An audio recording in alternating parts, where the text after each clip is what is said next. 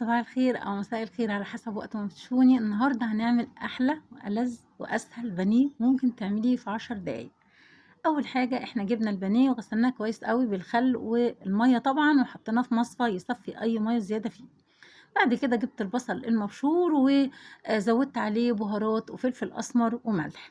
دعكته كويس جدا وحطيت البانيه كله فيه فترة كافية. بعد كده أنا جبت اللبن. اللي ما بيحبش البيض يا جماعة، أنا حطيت معلقة كبيرة بيكنج باودر، وجبت دقيق، وجبت الفيجيتار أو البقسماط بتاعي، حطيت عليه بابريكا، وحطيت عليه فلفل أسمر، وحطيت عليه بهارات وكركم، وطبعا الملح بتاعي، ولو عايزاه سبايسي شوية شطة كده حلوين وبابريكا.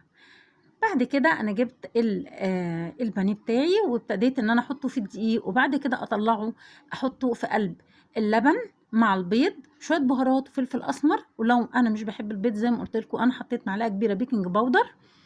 أنا دايما بقول المكونات وبقول البدائل. بعد ما طلعته من اللبن والبيض أو اللبن والبيكنج باودر، ابتديت أحطه في البقسماط أو الفيجيتار بتاعي، وابقى بضغطه كويس جدا عشان البقسماط يمسك في قلب البانيه.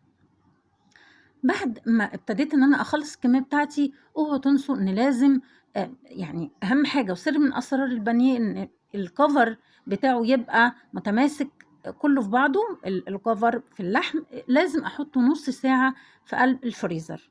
ممكن كمان على فكره ان انا افرزن كميه مناسبه ليا في اي وقت انا محتاجاه بطلعه. لازم ابتدي ان انا اسويه سخن، اقليه سخن، اقليه سوري، بيبقى متلج، يعني لازم فروزن يبقى متلج. اقليه في زيت سخن زي ما انتم شايفين كده. ابتديت ان انا اطلعه من الدقيق زي ما انتم شايفين، من الدقيق للبن مع البيض او اللبن مع البيكنج باودر، وبعد كده ابتدي ان انا احطه في قلب زي ما شايفين الفيجيتار او البقسماط بتاعي. شايفين انا بضغطه كويس جدا علشان يعمل كفر متماسك مع لحم البانيه. هكون بقى محضره الزيت بتاعي زي ما انتم شايفين كده ساخن. هنا بقى الشوكه كان فيها حاجه بسيطه من الميه طرطشت، معلش، وخلوا بالكم برضو من حاجات زي كده صغيره ممكن تلسعنا. وابتديت ان انا اقلي البانيه، وانا نسيت اقول لكم ان انا حطيت شويه سمسم بيدي طعم حلو قوي في قلب الفيجيتار او البقسماط بتاعي زي ما انتم شايفين كده. ابتديت بصوا البقسماط السمسم مدي شكل حلو قوي وريحه كمان للبانيه بتاعي. بصوا شكله خطير.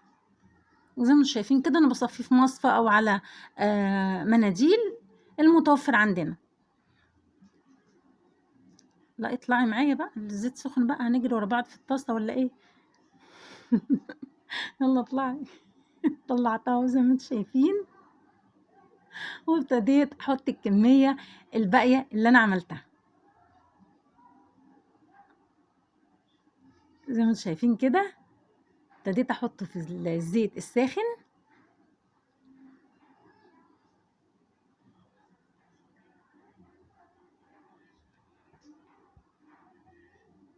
ممكن بقى نعمل جنبه مكرونه، ممكن نعمل جنبه بطاطس محمره، المهم تبقى حاجه ايه سهله معانا.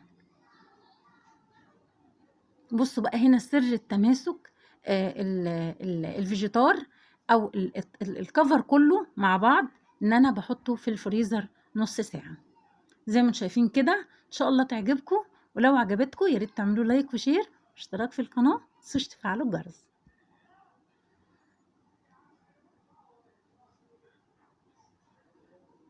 بصوا شكله بقى عامل ازاي، حاجه كده عظمه.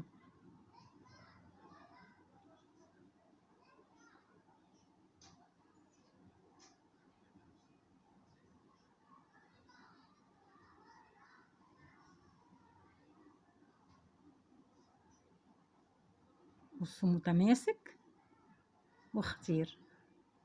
سلام.